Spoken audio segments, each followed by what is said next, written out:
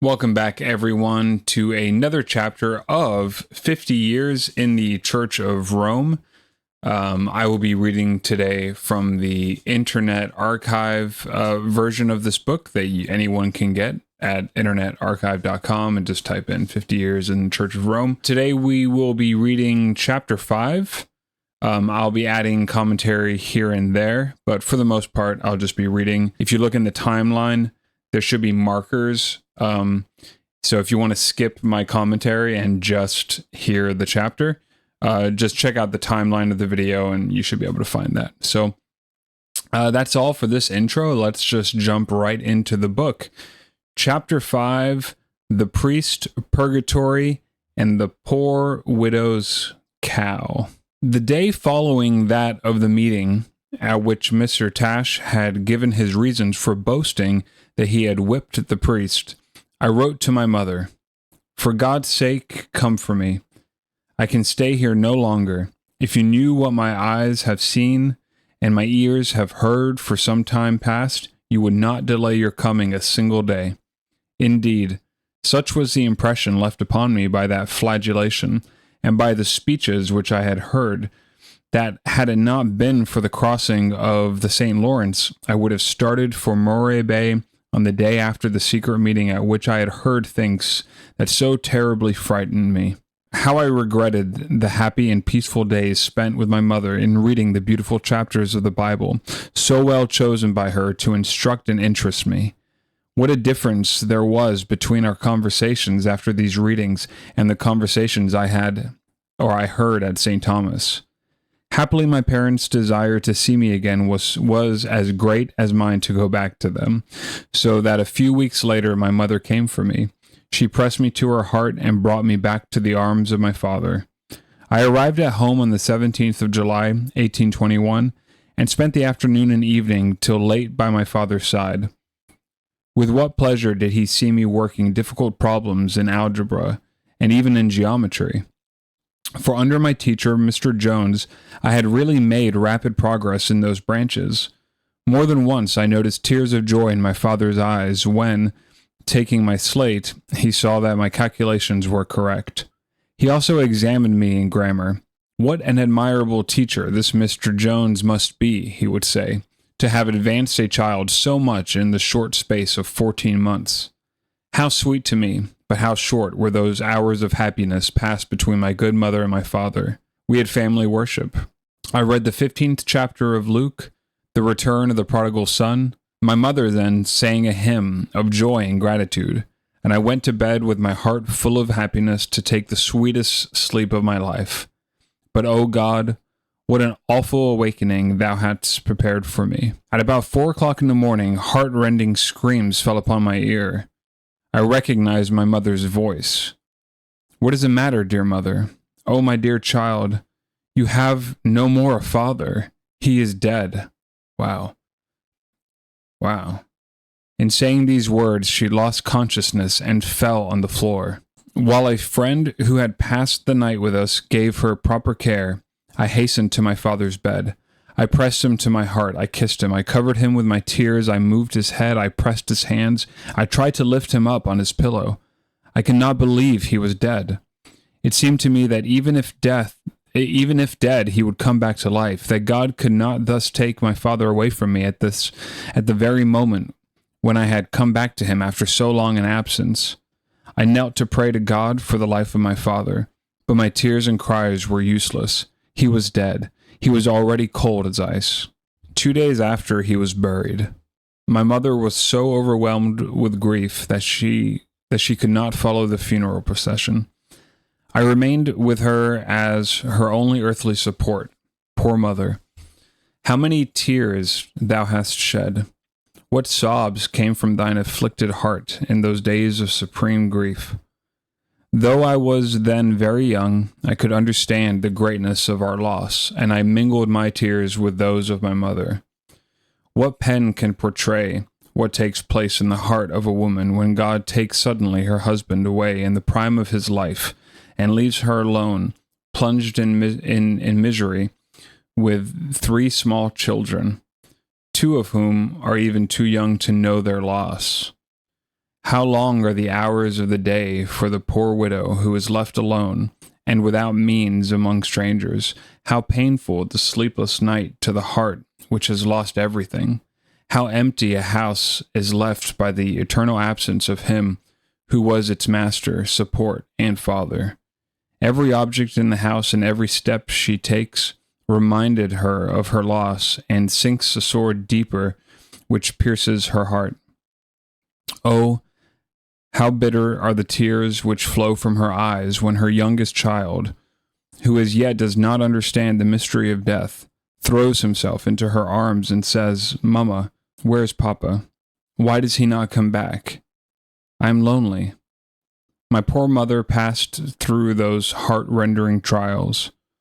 I heard her sobs during the long hours of the day, and also during the long hours of the night. My mind just went to Charlie Kirk and what happened there. Many times have I seen her fall upon her knees to implore God to be merciful to her and to her 3 unhappy orphans. I could do nothing then to comfort her, but love her, pray, and weep with her. Only a few days had elapsed after the burial of my father when I saw Mr. Courteau, the parish priest, coming to our house. He who had tried to take away our Bible from us. He had the reputation of being rich, and as we were poor and unhappy since my father's death, my first thought was that he had come to comfort and to help us. I could see that my mother had the same hopes. She welcomed him as an angel from heaven. The least gleam of hope is so sweet to one who is unhappy.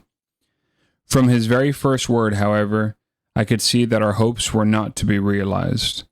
He tried to be sympathetic, and even said something about the confidence that we should have in God, especially in times of trial, but his words were cold and dry.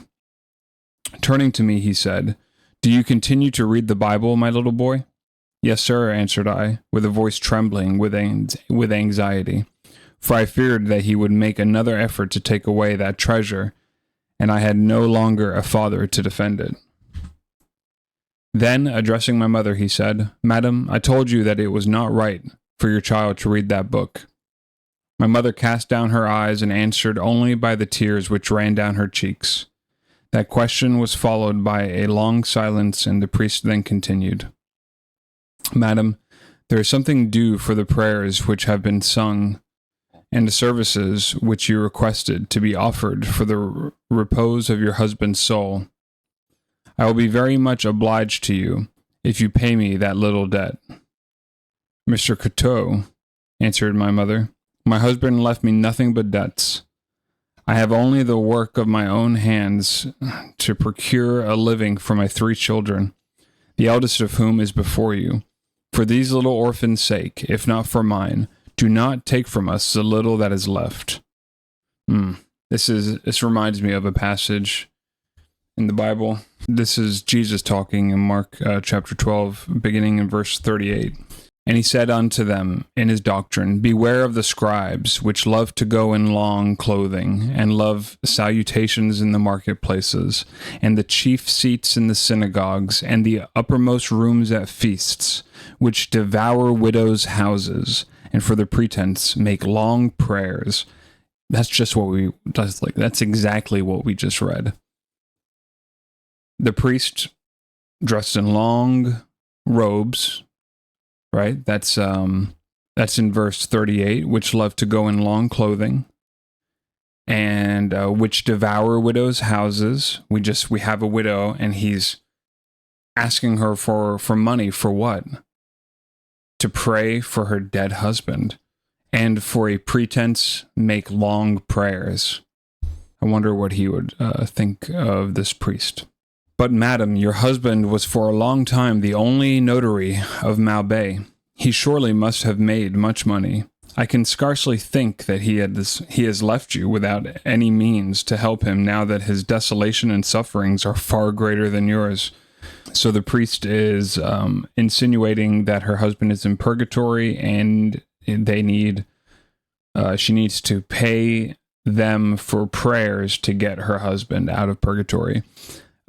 We just had on the podcast, it probably hasn't aired yet, but Brandon Judge, the Truth in Christ, a YouTube channel.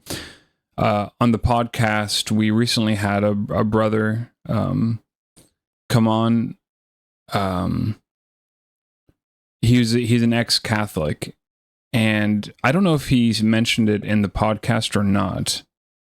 I think he did, but it could have been from just private communications with him, because he reached out to me. But he was just saying how in Catholic dogma, which is still true today, because all dogma in Catholicism is everlasting, you can say, to them. Obviously, we know it's not everlasting, but if it was true back then, it's still true today, even if it's not practiced. But they actually have a calculation for like how long a year is in purgatory versus in like a human year. So 1 year here might seem like, 7 years in purgatory. I think it's even more than that. So where does the notion of purgatory come? Does that come from Bible? No, it doesn't. The only notion of purgatory that anyone could claim that's biblical actually comes from extra biblical sources. I can think of a passage in the apocryphal books that talk about prayers for the dead. But the apocryphal books are actually made canon in Catholicism. I believe the Council of Nicaea made those canon, but the Jews don't consider them canon, and the KJV translators didn't consider them canon because they took them out of the Old Testament, which is where they should be placed if they are canon, because they were all written before Christ, supposedly, within that 400 years of silence. Anyway, you have one verse of praying for the dead, and then you have all this notion of purgatory that comes from the Catholic Church. It just shows you how important only sticking to the Bible is, and why this priest doesn't like the fact that this young child is reading the Bible. That's actually what has really surprised me about Turning Point USA and Charlie's death. It's been really great to see, like, Erica, his wife, his widow, when she said that everyone should find a Bible-believing church. And what makes that strange is that she's actually Catholic. So I don't know what's going to come of that, but I'm glad that she said that. I guess maybe the question then is what Bible they believe. Right? Because if you get something like a Dewey Reams Bible, that says stuff that's completely different, even in the canon. So in Genesis 3:15, the Dewey Reams Bible, for instance, which is a Latin Catholic Bible, that the Catholics still say is a good Bible. The very first prophecy of Jesus Christ, where God says, "You will crush his head," talking about the serpent. So the seed of the woman will crush the serpent's head, and he will bruise his heel. That's a prophecy about Jesus Christ. But the Dewey Reams Bible changes it to Mary by saying she will crush the serpent's head, and he will bruise her heel. So that can also be found. If you guys want to check that for yourself on the Internet Archive, find an old Dewey Reams Bible and go to Genesis 3:15 and see for yourself what it says. Let's continue. My husband did indeed coin much money, but he spent still more. Thanks to God, we have not been in want while he lived. But lately he got this house built, and what is still due on it makes me fear that I will lose it.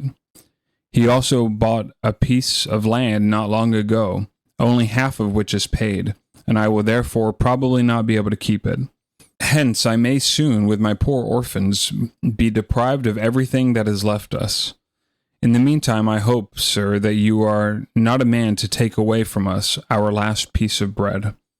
But, madam, the masses offered for the rest of your husband's soul must be paid. answered the priest. My mother covered her face with her handkerchief and wept. As for me, I did not mingle my tears with hers this time. My feelings were not those of grief, but of anger and unspeakable horror. My eyes were fixed on the face of that man who tortured my mother's heart. I looked with tearless eyes upon the man who added to my poor mother's anguish and made her weep more bitterly than ever. My hands were clenched as if ready to strike. All my muscles trembled. My teeth chattered as if from intense cold. My greatest sorrow was my weakness in the presence of that big man, and my not being able to send him away from our house and driving him far away from my mother. I felt inclined to say to him, "Are you not ashamed, you who are so rich, to come and take away the last piece of bread from our mouths?" But my physical and moral strength were not sufficient to accomplish the task before me, and I was filled with regret and disappointment. After a long silence, my mother raised her eyes, reddened with tears, on the priest and said, "Sir, you see that cow in the meadow not far from our house? Her milk and the butter made from it form the principal part of my children's food. I hope you will not take her away from us. If, however, such a sacrifice must be made to deliver my poor husband's soul from purgatory, take her as payment of the masses to be offered to extinguish those devouring flames." The priest instantly arose, saying, "Very well, madam," and went out. Our eyes anxiously followed him, but instead of walking towards the little gate which was in front of the house, he directed his steps towards the meadow and drove the cow before him in the direction of his home. At that sight, I screamed with despair. "Oh, my mother, he is taking our cow away. What will become of us?" This makes me angry.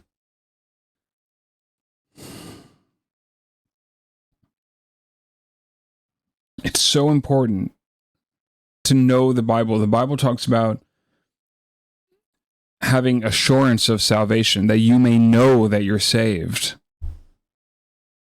There's no purgatory, absence from the body, presence with the Lord.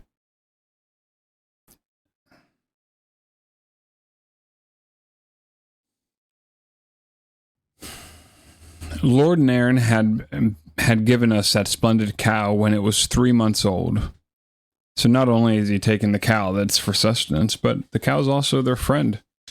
Her mother had been bought from Scotland and belonged to one of the best breeds of that country. I fed her with my own hands and had often shared my bread with her.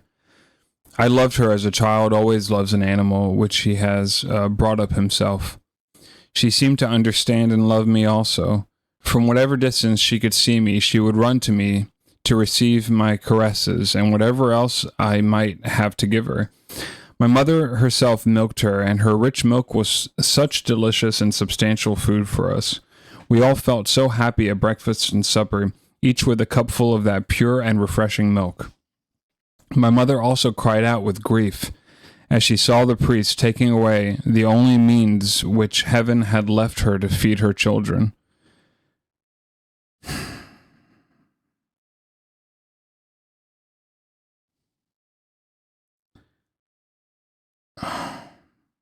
God is a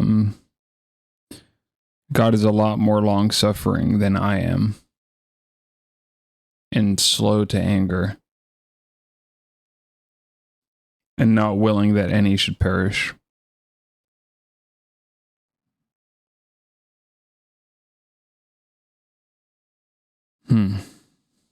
Throwing myself into her arms, I asked, "Why have you given away our cow? What will become of us? We shall surely die of hunger." "Dear child," she answered, "I did not think the priest would be so cruel as to take away the last resource which God had left us. If I had believed him to be so unmerciful, I would never have spoken to him as I did. As you say, my dear child, what will become of us? But have you not often read to me in your Bible that God is the father of the widow and the orphan? We shall pray to God, who is willing to be your father and mine. He will listen to us and see our tears. Let us kneel down and ask of him to be merciful to us and to give us back the support of which the priest has deprived us." We both knelt down. She took my right hand with her left, and lifting the other hand towards heaven, she offered a prayer to the God of mercies for her poor children, such as I have never since heard. Her words were often choked by her sobs, but when she could not speak with her voice, she spoke with her burning looks raised to heaven, and with her uplifted hand. I also prayed to God with her, and repeated her words, which were broken by my sobs. When her prayer was ended, she remained for a long time, and pale and trembling. Cold sweat was flowing on her face, and she fell on the floor. I thought she was going to die. I ran for cold water, which I gave her, saying, "Dear mother, oh, do not leave me alone upon the earth."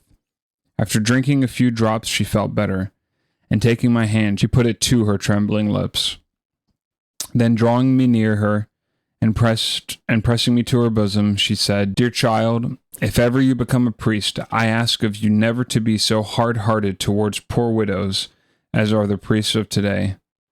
While she said these words, I felt her burning tears falling upon my cheek. The memory of these tears has never left me. I felt them constantly during the 25 years I spent in preaching the inconceivable superstitions of Rome. I was not better naturally than many of the other priests. I believed as they did, the impious fables of purgatory, and as well as they, I confess it to my shame, if I refused to take, or if I gave back the money of the poor. I accepted the money which the rich gave me for the masses, as I said, to extinguish the flames of that fabulous place. But the remembrance of my mother's words and tears has kept me from being so cruel and unmerciful towards the poor widows as Romish priests are, for the most part, obliged to be. When my heart, depraved by the false and impious doctrines of Rome, was tempted to take money from widows and orphans, under pretense of my long prayers, I then heard the voice of my mother, from the depth of her sepulchre, saying, "My dear child, do not be cruel towards poor widows and orphans, as are the priests of today. If during the days of my priesthood, at Quebec, at Beauport, at Kamouraska, I have given almost all that I had to feed and clothe the poor, especially the widows and orphans, it was not owing to my being better than others, but it was because my mother had spoken to me with words never to be forgotten. The Lord, I believe, had put into my mother's mouth those words, so simple but full of eloquence and beauty, as one of his great mercies towards me. Those tears the hand of Rome has never been able to wipe off. Those words of my mother, the sophisms of popery, could not make me forget.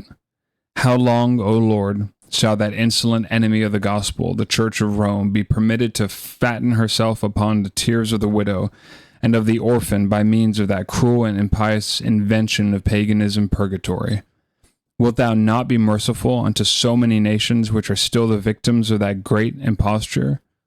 O do not remove the veil which covers the eyes of the priests and people of Rome, as thou hast removed it from mine. Make them to understand that their hopes of purification must not rest on these fabulous fires, but only on the blood of the Lamb shed on Calvary to save the world. I was going to stop here, but that seemed to be a kind of a short chapter, and I really want to know what happens next. So I'm just going to continue. You guys kind of get the gist of how that chapter made me feel. And I already did a sort of a larger commentary at the beginning of the chapter, so I'll just move on to the next. Actually, before we go on to the next chapter, I do just want to say just one thought that just came to my mind. That clearly this is being written by someone who went through these experiences. Even in this very chapter, he's reflecting back. He talks about his mother as she's alive and his mother as she's dead. And we know that he spent 25 years as a priest of Rome. So the point that came to my mind is that he did get through it. And that's just, I don't know if you need to hear this or not. There are times in my life that I just feel very small and why, I can pray about a thing but then in my heart I doubt and I say, well, why would God? I don't doubt God or his goodness or his greatness, but I doubt why should God hear my prayer? But he does. That's all I can say is, looking back, there's been so many moments in my life where I'm like, how am I going to do this? How am I going to do it? And now I'm here, and I still have more questions. How am I going to do this? How am I going to do this? And I get through that as well. And I see, when I look back, God at work. So I hope if you're going through something like that, that is some comfort to you. Okay, chapter 7. God had heard the poor widow's prayer. A few days after the priest had taken her cow, she received a letter from each of her 2 sisters, Genevieve and Catherine. The former, who was married to Etienne Eschanbach of St. Thomas, told her to sell all she had and come with her children to live with her. We have no family, she said, and God has given us the good things of this life in abundance. We shall be happy to share them with you and your children. That's good to hear too. I think that's something that's really missing just with rich people in general. And that's not, I'm not trying to make a blanket statement, and there's nothing wrong with being rich, but there's so many rich people today that believe that they've earned it all themselves, and they don't credit God to it. And when you do credit God to your success, then I think you're more freely willing to give to others. The latter married in Kamouraska to the Hun. Mabel Dion wrote, "We have learned the sad news of your husband's death. We have lately lost our only son. We wish to fill the vacant place with Charles, your eldest. Send him to us. We shall bring him up as our own child, and before long he will be your support. In the meantime, sell by auction all you have, and go to St. Thomas with your 2 younger children. There, Genevieve and myself will supply your wants." In a few days, all our furniture was sold. Unfortunately, though I had carefully concealed my cherished Bible, it disappeared. I could never discover what became of it. Had Mother herself, frightened by the threats of the priest, relinquished that treasure? Or had some of our relatives, believing it to be their duty, destroyed it? I do not know. I deeply felt that loss, which was then irreparable to me. On the following day, in the midst of bitter tears and sobs, I bade farewell to my poor mother and young brothers. They went to St. Thomas on board a schooner, and I crossed in a sloop to Kamouraska. My uncle and my aunt Dion welcomed me with every mark of the most sincere affection. Having soon made known to them that I wished to become a priest, I began to study Latin under the direction of Reverend Mr. Morin. My uncle and Aunt Dion welcomed me with their every mark of the most sincere affection. Having soon made known to them that I wished to become a priest, I began to study Latin under the direction of Reverend Mr. Morin, vicar of Kamouraska. That priest was esteemed to be a learned man. He was about 40 or 50 years old and had been priest of a parish in the district of Montreal. But as is the case with the majority of priests, his vows of celibacy had not proved a sufficient guarantee against the charms of one of his beautiful parishioners. This had caused a great scandal. He consequently lost his position, and the bishop had sent him to Kamouraska, where his past conduct was not so generally known. He was very good to me, and I soon loved him with sincere affection. One day, about the beginning of the year 1822, he called me aside and said, "Mr. Varin, the parish priest, is in the habit of giving a great festival on his birthday. Now, the principal citizens of the village wish on that occasion to present him with a bouquet. I am appointed to write an address and to choose someone to deliver it before the priest. You are the one whom I have chosen. What do you think of it?" "But I am very young," I replied. "Your youth will only give more interest to what we wish to say and do," said the priest. Well, I have no objection to do so, provided the peace be not too long, and that I have it sufficiently soon to learn it well. It was already prepared. The time of delivering it soon came. The best society of Kamaraska, composed of about 15 gentlemen and as many ladies, were assembled in the beautiful parlors of the parsonage. Mr. Varin was in their midst. Suddenly, Squire Pashkow Tosh, the senior of the parish, and his lady entered the room, holding me by each hand, and placed me in the midst of the guests. My head was crowned with flowers, for I was to represent the angel of the parish, whom the people had chosen to give to their pastor the expression of public admiration and gratitude. When the address was finished, I presented to the priest the beautiful bouquet of symbolical flowers prepared by the ladies for the occasion. Mr. Varin was a small but well-built man.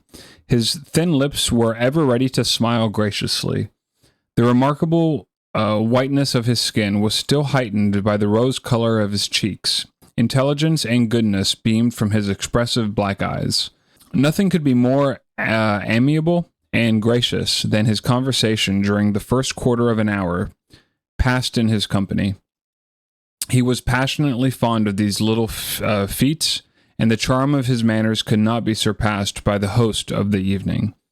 He was moved to tears before hearing half of the address, and the eyes of many were moistened when the pastor, with a voice trembling and full of emotion, expressed his joy and gratitude at being so highly appreciated by his parishioners. As soon as the happy pastor had expressed his thanks, the ladies sang 2 or 3 beautiful songs. The door of the dining room was then opened, and we could see a long table laden with the most delicious meats and wines that Canada could afford. I had never before been present at a priest's dinner. The honorable position given me at that little feat permitted me to see it in all its details, and nothing could equal the curiosity with which I thought to hear and see all that was said and done by the joyous guests.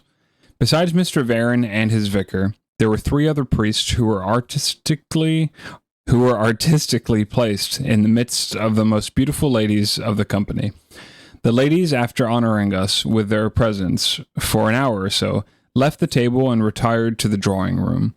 Scarcely had the last lady disappeared when Mr. Varin rose and said, "Gentlemen, let us drink to the health of these admirable ladies whose presence has thrown so many charms over the first part of our little feat." Following the example of Mr. Varin, each guest filled and emptied his long wine-glass in honor of the ladies. Squire Tash then proposed, "The health of the most venerable and beloved priest of Canada, the Reverend Mr. Varin." Again, the glasses were filled and emptied except mine, for I had been placed at the side of my uncle Dion, who, sternly looking at me as soon as I had emptied my first glass, said, "If you drink another, I will send you from the table. A little boy like you should not drink, but only touch the glass with his lips." It would have been difficult to count the healths which were drank after the ladies had left us. After each health, a song or story was called for, several of which were followed by applause, shouts of joy, and convulsive laughter. When my turn to propose a health came, I wished, what is a health? I've never heard that before. I just looked up quickly. It's actually hard to find. It sounds like it might just be like a toast to someone's health. So when my turn to propose a health came, I wished to be excused, but they would not exempt me. So I had to say about whose health I was most interested. I rose upon my 2 short legs, and turning to Mr. Varin, I said, "Let us drink to the health of our Holy Father the Pope." Okay. Nobody had yet thought of our Holy Father the Pope, and the name mentioned under such circumstances by a child appeared to draw to the priests and their merry guests that they burst into laughter, stamped their feet, and shouted, "Bravo, bravo, to the health of the Pope." Everyone stood up, and at the invitation of Mr. Varin, the glasses were filled and emptied as usual. So many healths could not be drunk without their natural effect intoxication. The first that was overcome was a priest, Noel by name. What does the Bible say about a priest or a bishop and much wine? The first that was overcome was a priest, Noel by name.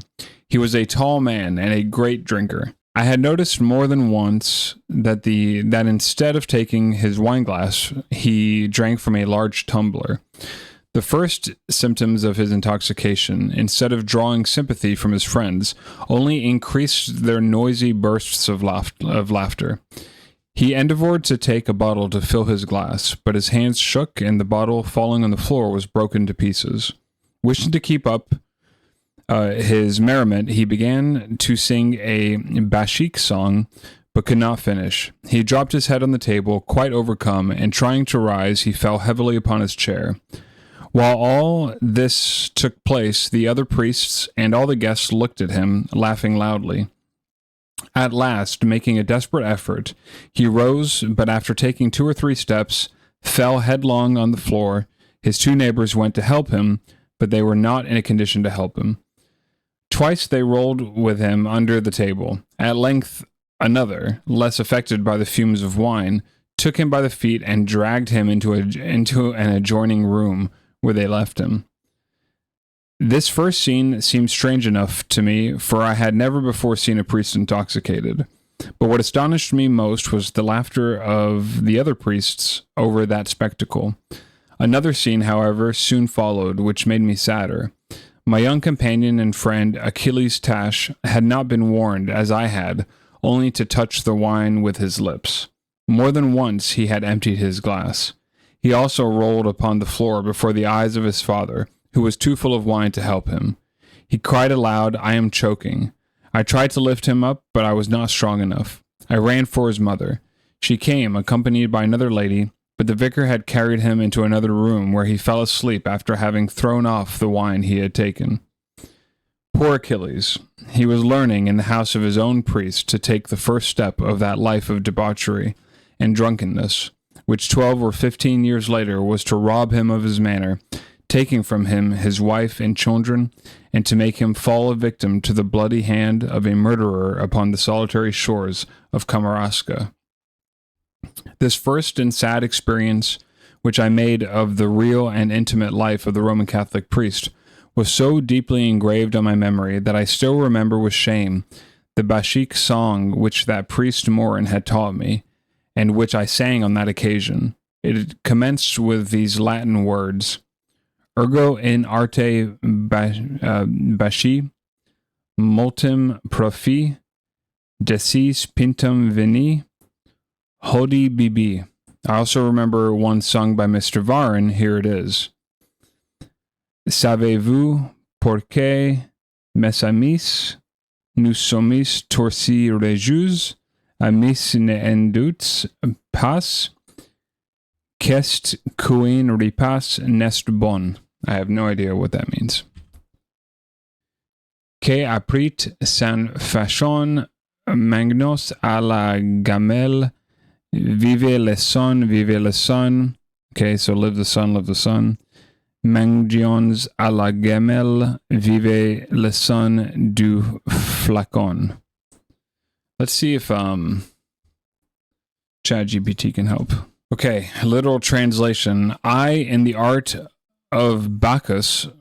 Okay, Bacchus is the ancient Greek god of wine, I believe. "Have made much progress. 10 pints of wine I have drunk today. In the art of Bacchus, I've become quite skilled. I drank 10 pints of wine today." Bacchus refers to the Roman god of wine, okay? So this is a humorous or boastful little verse about one's progress in the art of drinking. Let's take the next one. Okay, yeah, the next one sounded French to me, and the translation is, "Do you know why, my friends, we are so joyful? Friends, do not doubt it. It's because a meal is only good when it's prepared simple. Let's eat from the mess tin. Long live the sound, long live the sound." I thought it was long live the sun. Live the sun. "Let's eat from the mess tin. Long live the sounds of the flask." And this is it. That was a literal translation. This is a more modern translation. "Do you know why, my friends, we are all so merry today? Don't doubt it, friends. A meal tastes best when it's plain and honest, so let's eat from the mess tin. Long live the sound, long live the sound. Let's eat from the mess tin, and long live the sound of the bottle. Oh. Okay, so both of those songs are to do with drinking or eating and drinking. When the priests and their friends had sung, laughed, and drank for more than an hour, Mr. Varin rose and said, "The ladies must not be left alone all evening. Will not our joy and happiness be doubled if they are pleased to share them with us?" This proposition was received with applause as we passed into the drawing room, where the ladies awaited us. Several pieces of music, well executed, gave new life to this part of the entertainment. This resource, however, was soon exhausted. Besides, some of the ladies could well see that their husbands were half drunk, and they felt ashamed.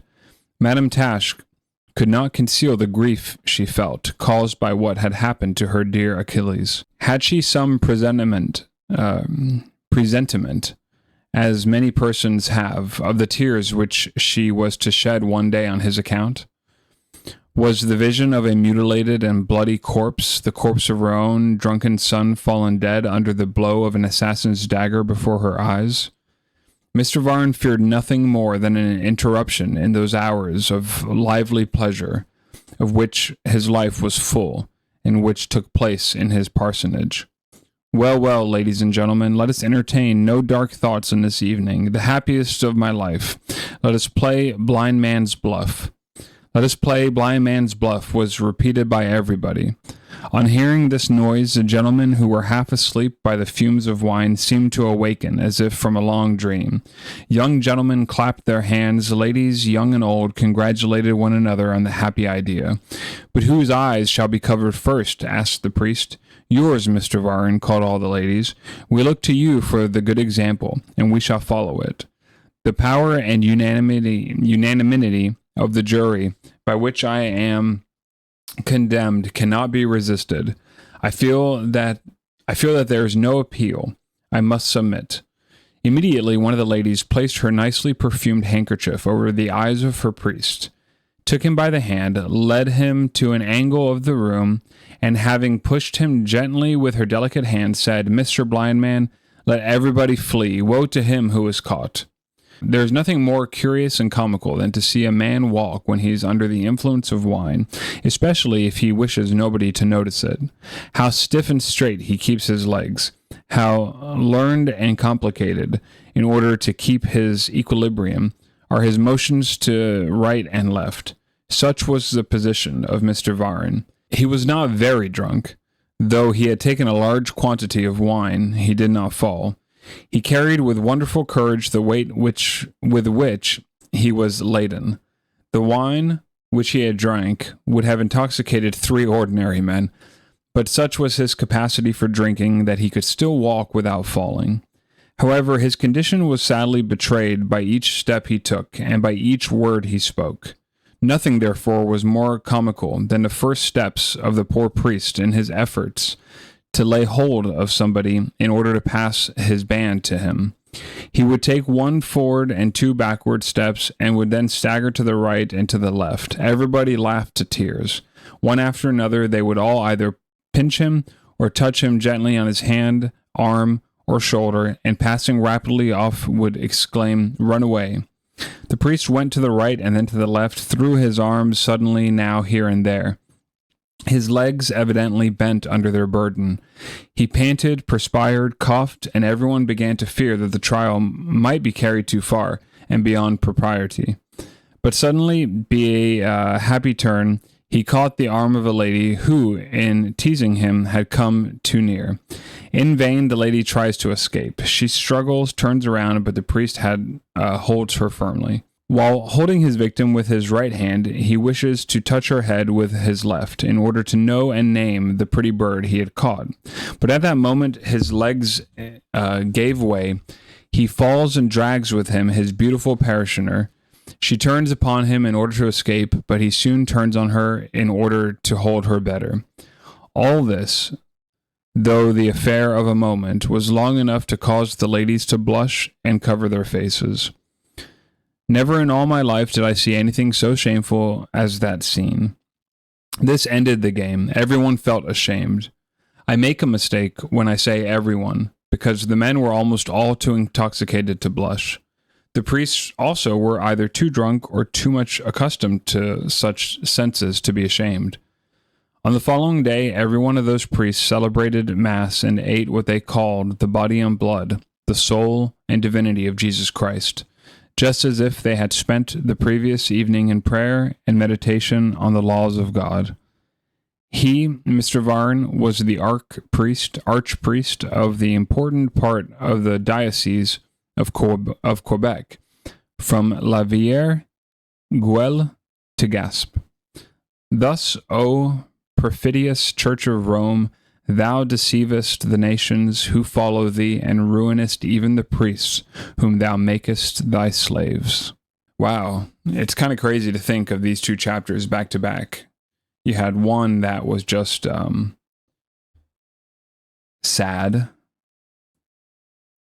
I guess they're both sad, just in different ways. One, I felt very sad for the writer, and the other is just a sad sight to see. But one that's probably, it doesn't sound like, uncommon. I think a lot of this is stuff that we already sort of suspected. And again, all we can do is take this author at his word. He sounds like a man who fears God, which is always good.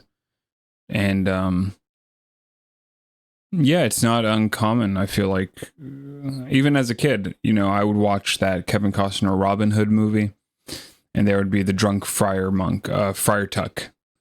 And so monasteries and wine and drinking and all this stuff is, we all kind of hear the rumors of it. And here we have, it's very completely opposite of what I see in Bible-believing churches where no one drinks. I remember Sam Gipp saying he was at a house once where they served, like, it wasn't any alcohol beverage, but they served it in a wine glass or a champagne glass or something. Maybe it was just fizzy water. And he drank it, and someone just took a picture, and he asked that person to delete the picture, and then made sure he won't ever drink from anything like a wine glass, because he doesn't want people thinking that he drinks, even if he's not drinking. Dr. Ruckman used to say, don't bend over to tie your shoe in someone else's watermelon patch. The insinuation being that if you bend over to tie your shoe, it might look like you're messing with someone's watermelons. Maybe you're taking one, maybe you're doing something else, I don't know. Just the point is just abstain from all appearance of evil. And there's so many proverbs about not being given to wine. And Brother Brandon on one of the podcasts made a really good point when he asked if drinking was a sin, which he said it's probably, it may not be a sin, but we're just warned so many times not to do it. And Proverbs specifically talks about how a king should not drink wine, and that was of course written by a king. And in the Bible, we are called priests and kings. So, but yeah, these were two really good chapters. Thank you guys for joining me on them, and I look forward to the next. See you then. Nothing like a Bible to clear up a college education.